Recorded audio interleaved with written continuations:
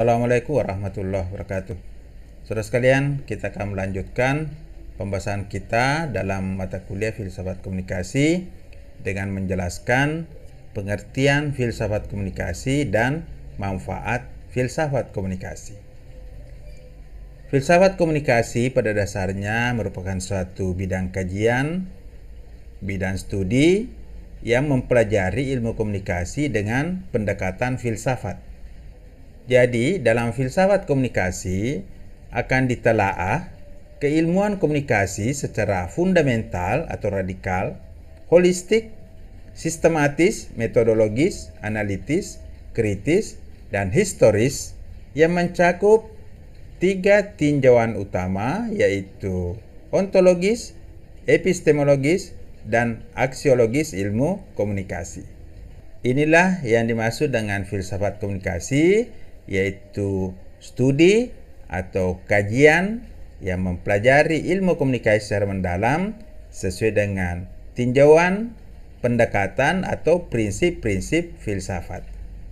Nah, saudara sekalian, apa manfaat filsafat komunikasi bagi Anda, bagi mahasiswa ilmu komunikasi, bagi sarjana komunikasi, maupun mahasiswa non-ilmu komunikasi atau masyarakat pada umumnya?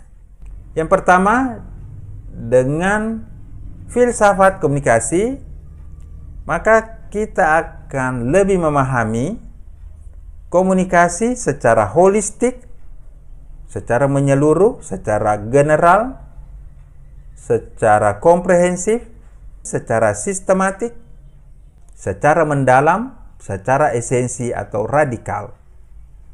Ini adalah manfaat pertama. Yang kedua, dengan mempelajari filsafat atau filsafat komunikasi, kita dapat melihat fenomena komunikasi dari suatu perspektif yang berbeda dari apa yang sudah kita pelajari selama ini. Filsafat mengajari kita untuk berpikir secara kritis, sehingga mahasiswa ilmu komunikasi atau sarjana komunikasi dapat meninjau atau dapat memahami fenomena komunikasi dari suatu perspektif baru, dari suatu perspektif yang berbeda. Tentu ini penting sekali, karena dengan memahami komunikasi dari beragam perspektif akan makin menyempurnakan cara pandang kita di dalam memahami ilmu komunikasi. Saudara sekalian, manfaat yang ketiga dari filsafat komunikasi adalah kita sebagai mahasiswa atau sebagai sarjana komunikasi akan lebih bijaksana di dalam memahami dan menyelesaikan masalah-masalah komunikasi. Mengapa kita perlu lebih bijaksana? Karena masalah komunikasi begitu kompleks dan seringkali terkait dengan masalah-masalah non-komunikasi. Dengan pikiran dan hati yang bijaksana, maka kita bisa memahami dan menyelesaikan masalah-masalah itu secara komprehensif, secara benar dan lengkap.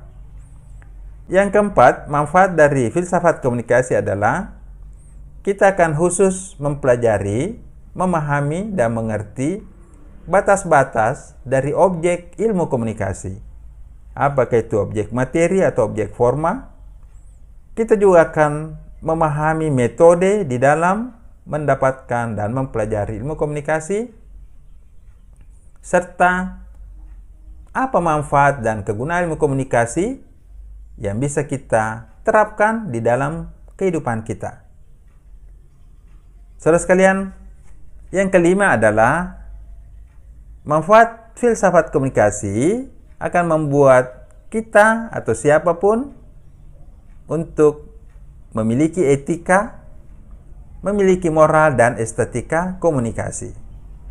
Karena filsafat juga mengajarkan kepada kita untuk berpikir sesuai dengan etika, sesuai dengan nilai-nilai, moralitas, dan estetika atau keindahan komunikasi.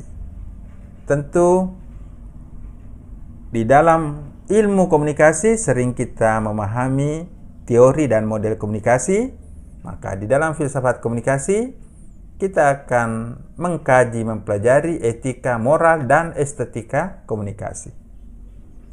Nah, saudara sekalian, manfaat yang keenam bahwa filsafat komunikasi juga akan mengajarkan kita untuk berpikir kritis, logis, sintesis, dan komprehensif dalam mempelajari komunikasi.